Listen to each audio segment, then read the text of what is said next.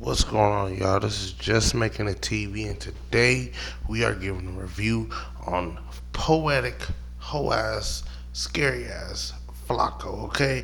Look, we got Gunna and the official Young Thug beef. Alright, now I don't know why we got Fat Boy the Snitch talking about this, the No Jumper cop talking about this, fucking FBI informant. Whack 100 is his fucking connect. He's his motherfucking handler, as they say over there. No jumper. And Poetik Flakko think he got all the fucking information in the problems. Okay, definitely got the problems. Okay, listen, no Zempic problems. Okay, listen, boy, you need to get checked out. The thighs is a little too big. Okay, listen, Fiend Pill might be onto something. All right, like I said, he is a part of that African tribe that Fiend Pill was talking about. All right, look, check this out. We're gonna hear his commentary on the Young Thug Snitch Gunna allegation beef, and you gotta hear first on Just Making a TV, y'all. Like, share, comment, and subscribe. Just strategically and successfully ruin Young Thug's career. When they initially dropped the interrogation footage, that took away Young Thug's street credibility, which for the most part is the only reason we talk about Young Thug in the same breath as Drake and Kendrick, is because Young Thug sat at the top of Atlanta, which we now consider the mecca of hip hop. So if it's the mecca and you're the voice of Atlanta, then you are automatically put in that conversation.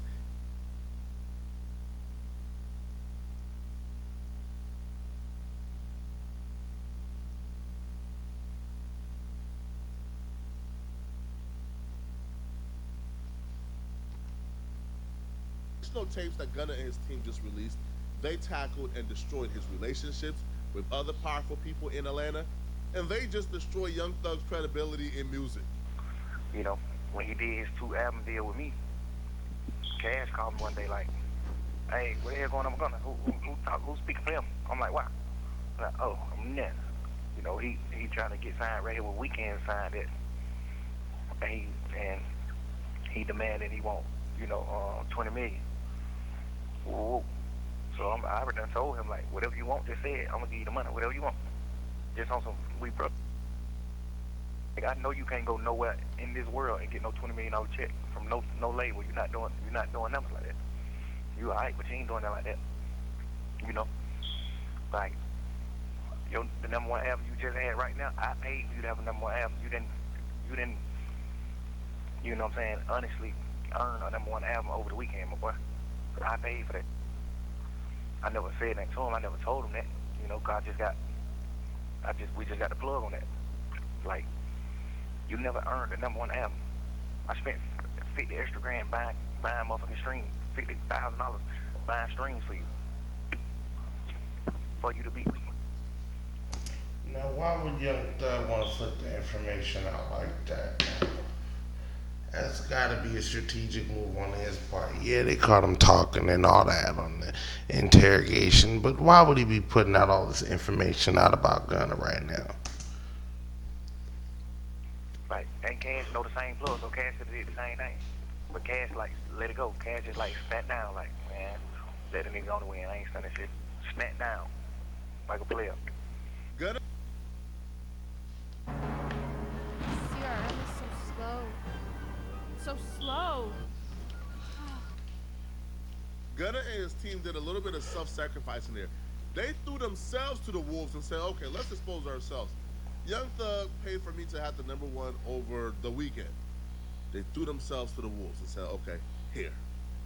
But this was actually a setup.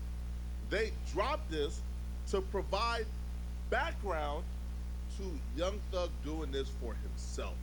You see, Gunna, for the most part, is relying on, man, listen, if Young Thug faked my numbers, there's only so much that this could come back on me because, like, bro, like, I didn't do it myself. Young Thug did it for me, so I'm not in control of that. And then my numbers, ever since me and Thug been beefing, has been pretty great. I had a #1 record. I've had a multi-platinum record. I've had a #2 or 3 album in the country. You know, I had a #1 rap and hip-hop album. So my numbers are straight. So this was a setup. So then following this, they dropped another audio where Young... Is it, Fat Boy? Is it a setup? Or were you just running on speculation? You just trying to egg on the beef? You tell me.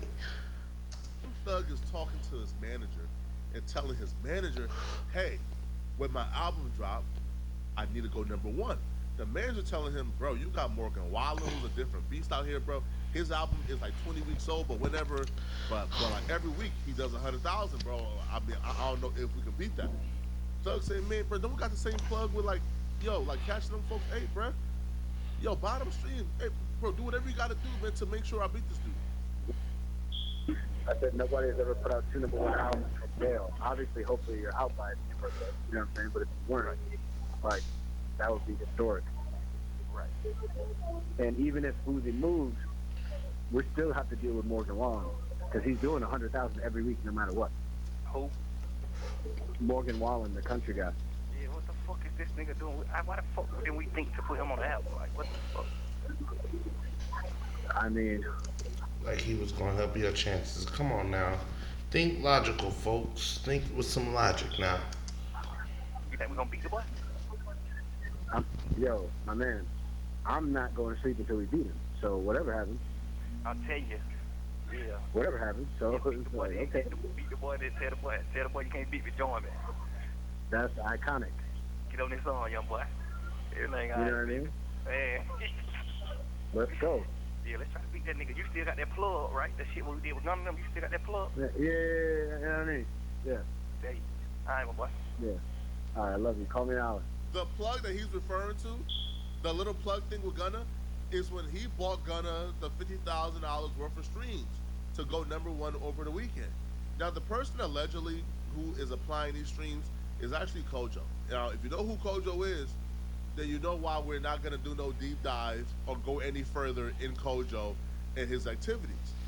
But what this right here would do for Young Thug, it takes away all credibility from him. Even if Young Thug drops an album today and it goes 200,000 copies first week, naturally, authentically, it's always going to be that asterisk. Young Thug be paying for streams, bro. If he goes 200, the entire timeline going to be, man. You think they really care in 2025 that they care about you paying for streams? About the artists engineering and paying for streams? Do y'all really think they care about this? Let me know in the comments section. Just making a TV here, by the way. Poetik Flakko, you tripping. Instigating the fucking beef now. Go ahead and egg it on. Let me hear what you got to say. And bruh, how much that number one cost you, Thug? Man, Thug, you buy it. It's the same thing with Drake and ghostwriting. We knew that ghostwriting was a thing in the industry. We knew that everybody had ghostwriting. But once Drake got exposed for ghostwriting, it was now high stakes for Drake. And Drake lost a lot of things in those accusations now, right? A lot of y'all probably believe, man, it didn't affect Drake not one because Drake moved on and dropped things like Scorpion and other things, you know, and sold 1 million copies first week with views. But it was high stakes for Drake. Drake, before those ghostwriting rumors, was playing for number one rapper of all time. Before those ghostwriting rumors, even Drake's biggest critic did not have an articulate argument for why Drake was not at that point a top 5 rapper of all time. And at this point in time, if the ghostwriting rumors did not exist, there will be no argument for why Drake is not the greatest rapper of all time. There's zero argument for it. There is no fucking argument for it. We all knew Drake was a fucking industry plant. If you didn't know from Degrassi and the extra shit that he was doing before, you know now because just making the TV just made it possible for you to know. But yeah, no, Drake was an industry plant, and anybody that don't believe that, listen, you listening to these motherfuckers right here. These are the niggas right here. Okay, exposing the damn exposers. Y'all know what it is. Shout out to Scandalous Los Angeles TV. But because the ghostwriting exists, that right there is Drake's asterisk. That right there is what a lot of people can fall back on and say, bruh, I can't put no dude with ghostwriting, with ghostwriters as no top 5 or number one of, no, hell nah. So with Thug, now it's gonna be whatever success you think you can ever achieve in this rap stuff is always gonna come with an asterisk. You're never, ever, ever, ever gonna be given the credit that you deserve. And unfortunately for you, your career is now tied to Gunna's career. Your career is now tied to your enemy because you put y'all in competition. You're the one who chose to release an album a week after his, so y'all could compete. And now we know you bought numbers for yours, so you could slightly outsell Gunna. I think Thug did like 90,000, Gunna did like 88,000. But now we know that Gunna actually outsold you, and you actually bought fake shit. So, all right, but that's besides the point. You put yourself in this competition with Gunna. You put yourself against them, and now, just like how we're gonna compare Drake and Kendrick until the conclusion of their career, we're gonna compare Young Thug and Gunna's first week sales and success until the conclusion of their career.